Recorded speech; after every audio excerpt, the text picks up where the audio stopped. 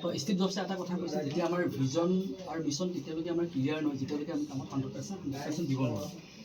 যদি তুমি তোমালোকৰ কামত যদি 100% 100% দিব নোৱাৰা তেতিয়াহ'লে তুমি নিজৰ ভিজন আৰু মিছন পাহৰিছিলা, কিয়নো সেই জীৱনত সেই লক্ষ্য সেই গোল কিন্তু আচিভ নহয়। ঠিক আছে, তো তেওঁ কৈছে যে আমি ফ'কাছ সদায় দিব লাগে, লেজাৰ শ্বাৰ্প ফ'কাছ হ'ব লাগে।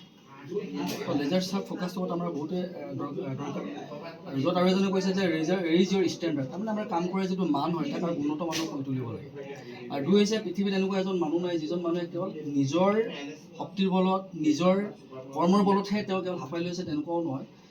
প্ৰত্যক্ষভাৱে হওক ডাইৰেক্টলি ইনডাইৰেক্টলি হওক সকলোৰে কি হয় সহযোগিতাৰ প্ৰয়োজন হয়। তো সেইকাৰণে গোটেই পৃথিৱীখনকে আমি সংগঠনৰ যুগ বা সহযোগৰ যুগ বুলি কওঁ। সংগঠনক আৰু এটা অৰ্থত আমি সহযোগ বুলি ক'ব পাৰোঁ, কৰ্ডিনেশ্যন বুলি ক'ব পাৰোঁ। তো পৃথিৱীত যিজন মানুহে যদি নিজকে কয় যে মই 1% কাৰো সহায় লোৱা নাই, আৰু তেওঁৰ মাজত যদি অকণমান অহংকাৰ আহি যায় তেতিয়াহ'লে তেওঁ পতন নিশ্চিত হৈ যায়। মানে প্ৰত্যেকজন মানুহে আমি সবেল মিলাই থকাটো উচিত, আৰু প্ৰত্যেকটো কাম কৰোঁতে আৰু একোজন দায়বদ্ধ ব্যক্তি হিচাপে আমি ইজনে সিজনক সহায় কৰিব লাগে।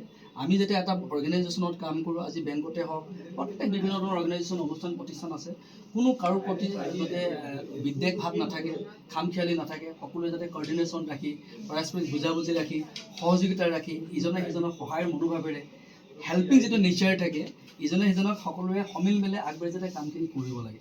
কৰিলে কি সকলোৱে তেতিয়া কি হয়, আটাইতকৈ টান কামটো কঠিন কামটো ইজি হৈ যায়, আৰু আটাইতকৈ নহ'লে সৰু কামটো কি হ'ব বহুত ডাঙৰ যেন লাগিব।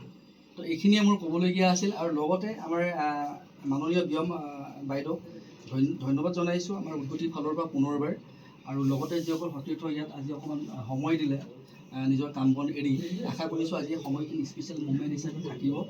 আৰু যিহেতু আমাৰ এই অনুষ্ঠানটো আমি কৰা বেছিদিন হোৱা নাই, প্ৰথম আমি কৰিছিলোঁ শ্ৰীৰামত, আমি HDFCত কৰিলোঁ, আজি ICICIত কৰিছোঁ, নেক্সট আমাৰ আকৌ HDFCত আছে লাঞ্চত।